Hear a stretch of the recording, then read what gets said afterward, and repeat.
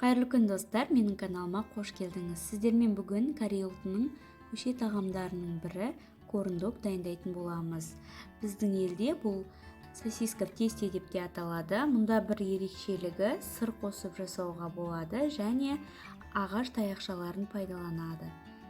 Ең алдымен сосискаларымызды қабығынан аршып тазалап аламыз. Одан кейін барлығын тізбектеп қойып, біркелкі етіп екіге бөлеміз. Сосискаларымызды әртүрлі размерде турауға болады, ол өздеріңіздің ыңғайларыңызға қарай. Сырымызды да тура осылай тіктөртбұрышты етіп турап аламыз.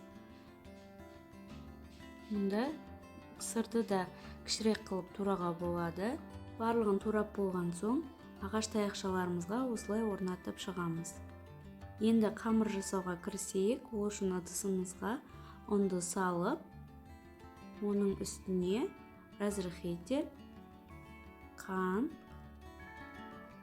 тұз, паприка және куркума салып араластырамыз. Одан кейін үстіне сүтімізді 2-3 бөлікке құйып, барлығын тағы да қол миксердің көмегімен жақсылап араластырамыз. Егер сіздің қамырыңыз өте қою болып қалса, оның үстіне тағы да кішкене сүт құйып жіберіңіз, сонда кішкене сұйықтау болып шығады. Достар, егер сіздерге видео ұнаса, лайк басып, комментарий жазып, каналыма тіркеліп қойыңыз. Барлығы дайын болды. Енді сосискаларымызды пісіруге кірісеміз. Ол үшін біз дайындап қойған ағаш таяқшадағы сосискаларымызды алып, ең бірінші ұнға аунатып аламыз.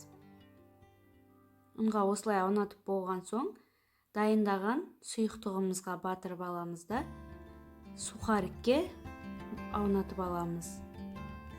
Одан кейін барып баяу отта барлығын біртіндеп пісіріп шығамыз.